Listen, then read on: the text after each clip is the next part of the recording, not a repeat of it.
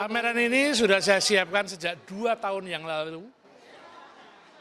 dan sudah disetujui, didapat tanggalnya melalui proses kurasi oleh para kurator Galeri Nasional. Konsepnya adalah soal wirid visual yang saya lakukan sejak Maret 2022, urusan yang sangat personal dan spiritual. Tapi dalam perjalanan waktu banyak terjadi perubahan-perubahan, sehingga tema bergeser ke sana kemari, mendapat hadiah dari semesta, situasi sosial, situasi politik Indonesia yang penuh keganjilan, sehingga hasil diskusi saya sebagai seniman dengan kurator Mas Asmujo menyepakati untuk memberi tajuk dari pameran saya ini Melek Gendong Lali. Melek Gendong Lali itu artinya kepemilikan harta maupun kekuasaan bisa membuat seseorang lupa. Nah, akhirnya ide berkembang, misalnya lahir seperti patung di belakang ini akibat dari seorang seniman merespon situasi dan membahasakan dengan bahasa seni. Gitu.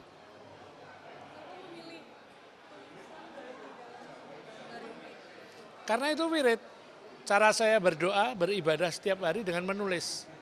Menulis nama lengkap saya, Bambang Ekoloyo Butet Kartarejasa, itu doa yang sifatnya personal, atau menulis kata Nusantara yang saya ulang-ulang sebagai doa saya kepada bangsa dan negara ini.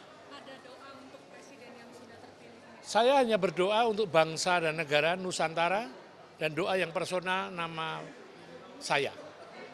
Mas, berarti bentuk-bentuk yang ada ini menggambarkan situasi sekarang?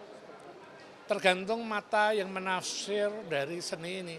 Saya tidak mau mendikte orang, silahkan produk kebudayaan itu multitafsir, silahkan.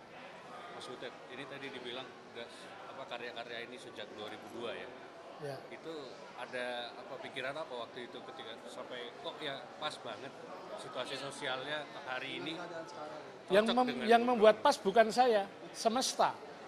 Semesta yang membimbing, menciptakan situasi seperti ini, lalu ide saya bisa tumbuh karena ide kreatif itu tidak boleh stagnan, berhenti, tapi seperti bernyawa, dia selalu hidup dalam situasi apapun.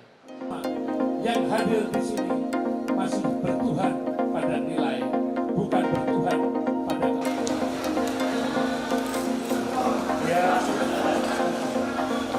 Artinya tidak berbau politik tapi bisa diambil makna politiknya. Butet itu kan seniman ya, bisa mengekspresikan berbagai dimensi kejiwaan manusia. Kalau saya kan bisa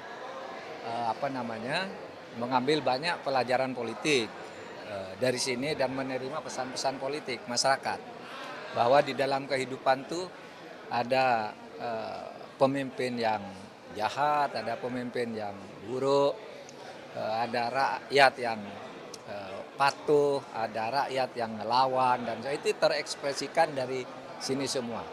Dan kalau dari sudut ilmu hukum misalnya, saya melihat banyak pesan-pesan sekali tentang kemarahan dari lukisan-lukisan ini terhadap lemahnya penegakan hukum, lemahnya ekspresi sukma hukum di tengah kehidupan kita berbangsa dan bernegara. Ini bisa dilihat semua dari gambar Mangkurat, Bantennya, Marah, macam-macam lah semuanya, wirid-wiridnya Butet gitu.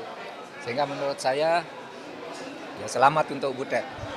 Saya tidak mengatakan Butet itu seniman, Mahfud itu politisi atau ahli hukum.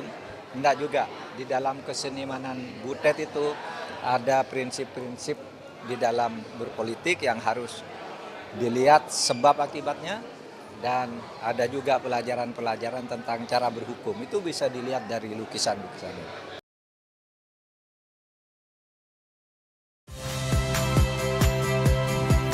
Saya Cynthia Rompas. Saksikan program-program Kompas TV melalui siaran digital, pay TV, dan media streaming lainnya. Kompas TV, independen, terpercaya.